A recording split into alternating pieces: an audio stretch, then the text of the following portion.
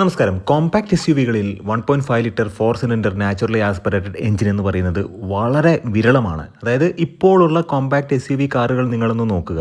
ഹ്യുണ്ടയുടെ venue ആയിക്കോട്ടെ, അതുമാത്രമല്ല കിയയുടെ Sonet ആയിക്കോട്ടെ, ഇനി മഹീന്ദ്ര XUV 300 അല്ലെങ്കിൽ 3X എന്ന് പറയുന്ന വാഹനം ആയിക്കോട്ടെ, ഇത്തരം വാഹനങ്ങളെല്ലാം നമ്മൾ നോക്കുകയാണെന്നുണ്ടെങ്കിൽ അതിലൊന്നും ഈ 1.5 litre 4 cylinder naturally aspirated engine ഇല്ല എന്നുള്ളത് വാസ്തവമാണ്. അതുകൊണ്ട് തന്നെയാണ് ഈ 4 മീറ്ററിന് താഴത്തേക്ക് ലെങ്ത് ഉണ്ടെങ്കിൽ പോലും ബ്രസയ്ക്ക് കാര്യമായിട്ടുള്ള GST ബെനിഫിറ്റ് കിട്ടാത്തത്. കാരണം ബ്രസയിലിരിക്കുന്ന എഞ്ചിൻ K15C എന്ന് പറയുന്ന 1500cc എഞ്ചിനാണ്. കറക്റ്റായിട്ട് പറയുകയാണെന്നുണ്ടെങ്കിൽ 1462cc എഞ്ചിനാണ്. അപ്പോൾ 1200cc താഴത്തേക്ക് വരുന്ന പെട്രോൾ എഞ്ചിൻ 4 മീറ്ററിന് താഴത്തേക്ക് ലെങ്ത്തും വരികയാണെങ്കിൽ മാത്രമാണ് ഈ GSTയുടെ ബെനിഫിറ്റ് കിട്ടുകയുള്ളൂ. അതായത് ഇപ്പം ഈ 28% ഓഫ് GST എന്ന് പറയുന്നത് ഇപ്പോൾ 18%ലേക്ക് കുറച്ചു എന്നുള്ളതും വാസ്തവമാണ്. 2025 സെപ്റ്റംബർ 22 അത്തരം ഒരു നീക്കം അല്ലെങ്കിൽ അത്തരം ഒരു ബെനിഫിറ്റ് ഇന്ത്യൻ മാർക്കറ്റിൽ ഓട്ടോമൊബൈൽ ഇൻഡസ്ട്രിയിൽ ലഭിച്ചത്. പക്ഷേ ഇവിടെ ഇപ്പോൾ പ്രധാനപ്പെട്ട ഒരു വസ്തുത എന്ന് പറയുന്നത് 2026 ജൂലൈ 24 മാരുതി സുസുക്കിയുടെ ബ്രസയുടെ ഒരു ഫേസ് ലിഫ്റ്റ് വരാൻ പോവുകയാണ്. ഫേസ് ലിഫ്റ്റ് എന്ന് പറഞ്ഞിട്ടുണ്ടെങ്കിൽ ചെറുതായിട്ടുള്ളൊരു ചേഞ്ച് കാര്യങ്ങളൊക്കെ ഉണ്ട്. പക്ഷേ പ്രധാനമായിട്ടും മെക്കാനിക്കലി ഒരു അപ്ഡേഷൻ വരുന്നുണ്ട്. നിങ്ങൾക്കത് അറിയുകയും ചെയ്യാം. കാരണം ഒരുപാട് വീഡിയോസിൽ നമ്മൾ പറഞ്ഞതാണ്, പുതിയൊരു എഞ്ചിൻ ഇൻട്രൊഡ്യൂസ് ചെയ്യുകയാണ്. പുതിയൊരു എഞ്ചിൻ എന്ന് പറയുന്നത് മാരുതിയുടെ മറ്റ് വാഹനങ്ങളിൽ ഉണ്ടായിരുന്ന എഞ്ചിൻ തന്നെയാണ്. മാരുതി സുസുക്കി ഫ്രോങ്സിൽ ഉണ്ടായിരുന്ന 1 litre turbo booster jet engine ഈ ഒരു വാഹനത്തിലേക്ക് കൊണ്ടുവരികയാണ്. തീർച്ചയായിട്ടും ഈ ഒരു കോണ്ടന്റ് ഉപകാരപ്രദമാകും എന്ന് വിശ്വസിക്കുന്നു. എഞ്ചിൻ ബേയുടെ മറ്റൊരു ബ്ലോഗിലേക്ക് ഏവർക്കും ഹാർദമായ സ്വാഗതം. നമ്മുടെ ബ്ലോഗും നമ്മുടെ കോണ്ടന്റുകളൊക്കെ നിങ്ങൾക്ക് ഉപകാരപ്രദമാകുന്നുണ്ടെങ്കിൽ തീർച്ചയായിട്ടും നമ്മുടെ ചാനൽ കണ്ട് വിലയിരുത്തിയതിന് ശേഷം ഒന്ന് സപ്പോർട്ട് ചെയ്യുക, സബ്സ്ക്രൈബ് ചെയ്യുക, മാക്സിമം ലൈക്ക് ചെയ്യുക, ഷെയർ ചെയ്യുക, കമൻറ്റ് ചെയ്യുക. നോർമലി നമ്മൾ മാരുതി സുസുക്കിയുടെ അപ്ഡേഷൻസ് ഒക്കെ നോക്കുകയാണെന്നുണ്ടെങ്കിൽ കാര്യമായിട്ടൊരു പ്രൈസിനെ വലിച്ചു നീട്ടി കൊണ്ടുപോകാത്ത രീതിയിലുള്ള അപ്ഡേഷൻസ് ആണ് അവർ ചെയ്യാറുള്ളത്. ഇപ്പോൾ ഈ ഒരു വാഹനത്തിൻ്റെ എക്സ്റ്റീരിയർ നമ്മൾ നോക്കുകയാണെന്നുണ്ടെങ്കിൽ ലെങ്ത്തിലും വിഡ്ത്തിലും അതുമാത്രമല്ല ഹൈറ്റിലൊന്നും യാതൊരുവിധ വ്യത്യാസവുമില്ല. അപ്പോൾ ലെങ്ത്ത് നമ്മൾ നോക്കുകയാണെന്നുണ്ടെങ്കിൽ 3995 മില്ലിമീറ്ററാണ് ലെങ്ത്ത്, 1790 മില്ലിമീറ്ററാണ് ഈ ഒരു വാഹനത്തിൻ്റെ വിഡ്ത്ത്. ഹൈറ്റ് ആണെന്നുണ്ടെങ്കിൽ 1685 മില്ലിമീറ്ററാണ്. 2500 മില്ലിമീറ്റർ വീൽ ബേസും ഈ ഒരു വാഹനത്തിനുണ്ട്.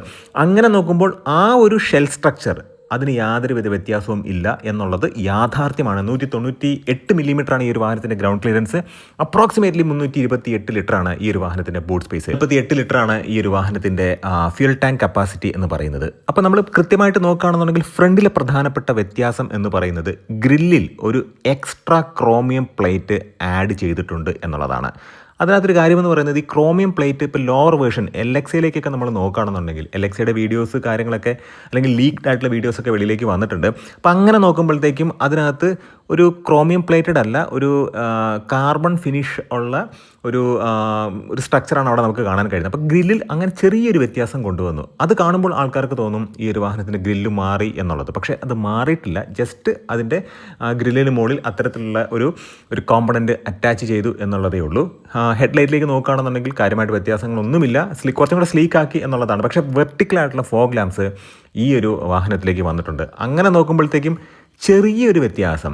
ഏറ്റവും പ്രധാനമായിട്ടും ആ ക്രോമിയം പ്ലേറ്റഡ് ആയിട്ടുള്ള ബ്രോഡായിട്ടുള്ള ആ ഒരു പീസ് വന്നതുകൊണ്ടാണ് ഇതിൻ്റെ ഫ്രണ്ടിൽ നിന്ന് നോക്കുമ്പോഴത്തേക്കും അതിനൊരു വ്യത്യാസമുണ്ടായി എന്നൊരു തോന്നൽ. നമ്മളിപ്പം ഫ്രോങ്സിലേക്കൊക്കെ നോക്കുമ്പോൾ നമ്മൾ കാണുന്നുണ്ടല്ലോ അത്തരത്തിലൊരു വലിയ കട്ടിയുള്ള ക്രോമിയത്തിൻ്റെ ഒരു ഇൻസെർട്ട്.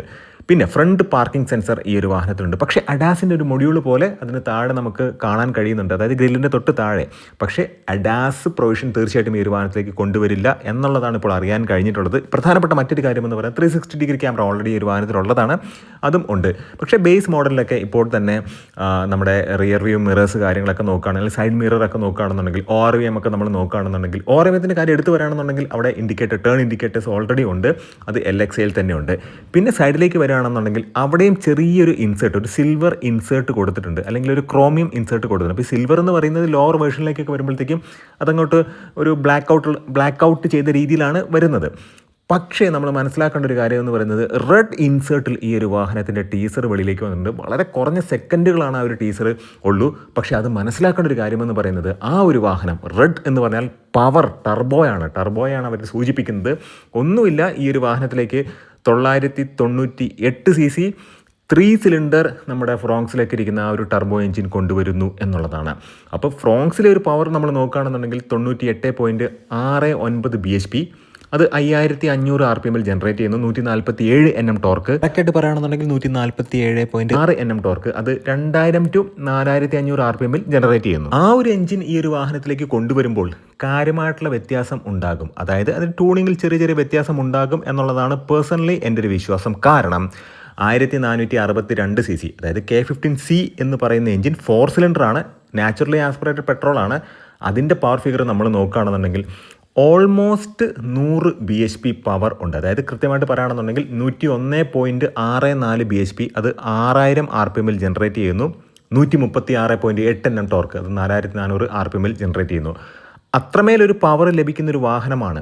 ഇപ്പം 6000 RPM 101.64 bhp ജനറേറ്റ് ചെയ്യുന്നൊരു എഞ്ചിനുണ്ട്. 5500 RPM 98.69 bhp ജനറേറ്റ് ചെയ്യുന്ന ടർബോ എഞ്ചിൻ മറ്റൊരു സൈഡിലുണ്ട്.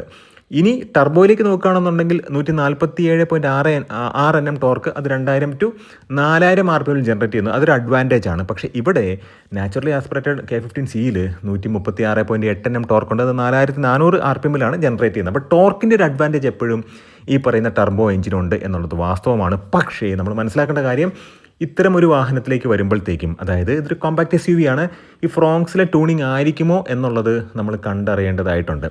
അങ്ങനെ നോക്കുമ്പോഴത്തേക്കും ആ ഒരു സൈഡിൽ ഈ ഒരു വാഹനം കുറച്ചും കൂടെ പവർഫുൾ ആയിരിക്കും എന്നാണ് എൻ്റെ പേഴ്സണൽ വിശ്വാസം. ഇപ്പോൾ ടീസറിലൊക്കെ കണ്ട വാഹനം എന്ന് പറയുന്നത് ആ ഒരു റെഡ് ഇൻസേർട്ട്, നമ്മൾ ഫ്രണ്ട് ഗ്രില്ലിലുള്ള ആ ഒരു ക്രോമിയം പ്ലേറ്റൊക്കെ റെഡാക്കി മാറ്റിയിട്ടുണ്ട്, സൈഡിലെ ഇൻസേർട്ടൊക്കെ റെഡാക്കി മാറ്റിയിട്ടുണ്ട്. അപ്പം റെഡ് ഇൻസേർട്ട് കൊടുത്ത് ഈ ഒരു വാഹനം കുറച്ച് പവർഫുൾ ആണ്, അല്ലെങ്കിൽ ഇതൊരു ശരിക്കും പറഞ്ഞിട്ടുണ്ടെങ്കിൽ ഒരു പെർഫോമൻസ് ഓറിയൻറ്റഡ് വാഹനമാണ് എന്നൊരു പ്രതീതി ഈ കസ്റ്റമേഴ്സിൻ്റെ ഉള്ളിൽ കൊണ്ടുവരാനായിട്ട് കമ്പനി ശ്രമിക്കുന്നു എന്നുള്ളതാണ് യാഥാർത്ഥ്യം എന്ന് പറയുന്നത്.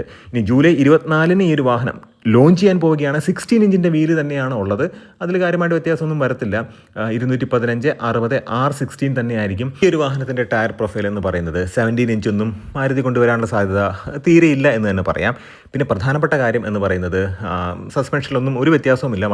മക്സ്പെഷൻ സ്റ്റഡാണ് ഫ്രണ്ടിൽ വന്നിട്ടുള്ളത്, റിയർ ട്വിസ്റ്റ് ബീമാണ് ബാക്കിലെ സസ്പെൻഷൻ എന്ന് പറയുന്നത്. അപ്പം അങ്ങനെയൊക്കെ നോക്കുമ്പോഴത്തേക്കും ഈ ഒരു വാഹനത്തിൽ കാര്യമായിട്ടുള്ള മെക്കാനിക്കൽ ചേഞ്ചുകളോ കാര്യങ്ങളോ ഒന്നുമില്ല. പക്ഷേ അലോയ് വീലിൻ്റെ ഡിസൈനിൽ ചെറിയ വ്യത്യാസം ഉണ്ട്. എന്തായാലും ഈ ഇത്തരത്തിലൊരു അപ്ഡേഷൻ വരുമ്പോൾ, ഒരു ചെറിയ ഫേസ് ലിഫ്റ്റ് വരുമ്പോൾ കമ്പനികൾ സാധാരണഗതിയിൽ ചെയ്യുന്നത് ഫ്രണ്ട് ബമ്പറിൽ വ്യത്യാസങ്ങൾ വരുത്തുന്നു, ബാക്ക് ബമ്പറിൽ വ്യത്യാസം വരുത്തുന്നു, ചിലർ ഹെഡ് ലൈറ്റിൽ ചെറിയ വ്യത്യാസങ്ങൾ വരുത്തും, ടെയിൽ ലൈറ്റിലും വ്യത്യാസം വരുത്തും, അലോയ് വീൽസിലും വ്യത്യാസം വരുത്തും. ഇതാണ് ചെയ്യുന്നത്. മാരുതി സുസുക്കിയുടെ കേസിൽ ബമ്പറിൽ കാര്യമായിട്ടുള്ള വ്യത്യാസങ്ങളോ കാര്യങ്ങളോ ഒന്നും വന്നിട്ടില്ല. പക്ഷേ ചെറിയ ചെറിയ ഇൻസേർട്ടുകൾ കൊടുത്തിട്ട് അതിന് ഒരു വ്യത്യാസം വരുത്തുന്നു അല്ലെങ്കിൽ വന്നു എന്നൊരു തോന്നൽ കസ്റ്റമേഴ്സിൻ്റെ ഇടയിൽ ഉണ്ടാക്കിയിട്ടുണ്ട്. അത് മാത്രമല്ല, ബാക്കിലേക്ക് നോക്കുകയാണെന്നുണ്ടെങ്കിലും കാര്യമായിട്ടുള്ള വ്യത്യാസമൊന്നും ബമ്പറിൽ കാര്യങ്ങളൊന്നും വന്നിട്ടില്ല. സൈഡിലാണെങ്കിലും വ്യത്യാസങ്ങളൊന്നും വന്നിട്ടില്ല. 198 മില്ലിമീറ്ററാണ് ഈ ഒരു വാഹനത്തിൻ്റെ ഗ്രൗണ്ട് ക്ലിയറൻസ് എന്ന് പറയുന്നത്. ഇൻറ്റീരിയറിലേക്ക് നമ്മൾ നോക്കുകയാണെന്നുണ്ടെങ്കിൽ ഡീ കട്ട് സ്റ്റിയറിംഗ് തന്നെയാണ് വന്നിട്ടുള്ളത്.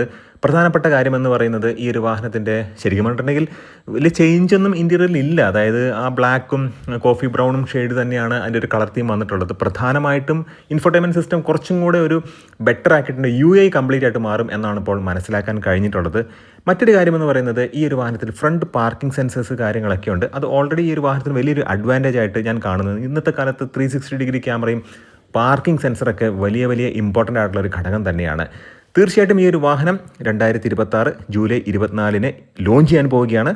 ചേഞ്ചുകൾ എന്ന് പറഞ്ഞിട്ടുണ്ടെങ്കിൽ കാര്യമായിട്ട് ചേഞ്ചുകളൊന്നും ഇല്ല. പക്ഷേ ഈ ഒരു ടർബോ എഞ്ചിൻ എത്രത്തോളം പവർ അല്ലെങ്കിൽ ട്യൂണിങ്ങിൽ എന്തൊക്കെ വ്യത്യാസങ്ങൾ വരുന്നു അത് മാത്രമാണ് നമുക്ക് അറിയാനുള്ളത്. ചെറിയ ചെറിയ ഇൻസേർട്ടുകളൊക്കെ കൊടുത്തിട്ട് ആ ഒരു വാഹനത്തെ കുറച്ചും കൂടെ ഒരു ഭംഗിയാക്കി മാറ്റിയിട്ടുണ്ട്. തീർച്ചയായിട്ടും ഈ ഒരു കോണ്ടന്റ് ഉപകാരപ്രദമായി എന്ന് വിശ്വസിക്കുന്നു.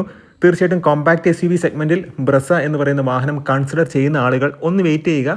എന്നിട്ട് താരതമ്യം ചെയ്തതിന് ശേഷം മാത്രം, ഇപ്പോൾ നെക്സോൺ ഉണ്ട്, അത് മാത്രമല്ല 3XO ഉണ്ട്, മഹീന്ദ്ര 3XO ഉണ്ട്, അതുപോലെ തന്നെ ഫീച്ചറുകൾ വാരിക്കോരി കൊടുക്കുന്ന ഹ്യുണ്ടായുടെ കിയയുടെ വാഹനങ്ങളൊക്കെ ഉണ്ട്. ഹ്യുണ്ടായുടെ വെന്യൂ ഉണ്ട്, കിയയുടെ സോണറ്റ് ഉണ്ട്. അപ്പോൾ അത്തരം വാഹനങ്ങളൊക്കെ ആയിട്ട് കമ്പയർ ചെയ്തതിന് ശേഷം മാത്രം ഈ ഒരു വാഹനത്തിന് എത്രത്തോളം അഡ്വാൻറ്റേജ് ഉണ്ട്, അത് മാത്രമല്ല ഈ പ്രൈസിൽ ഇത് വേർത്ത് ആണോ എന്ന് നോക്കിയിട്ട് തീർച്ചയായിട്ടും വാങ്ങുക. ഒരു കാര്യം കൂടി എടുത്ത് പറയട്ടെ, E20 പെട്രോൾ കൊണ്ട് ഒരുപാട് പ്രശ്നങ്ങൾ ഇപ്പോഴുണ്ട്.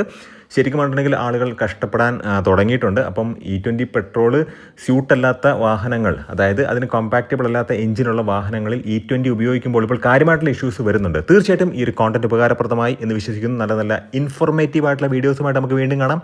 നിങ്ങളുടെ സ്നേഹത്തിന് സപ്പോർട്ടിനും ഒരിക്കൽ കൂടെ നന്ദി. നമസ്കാരം.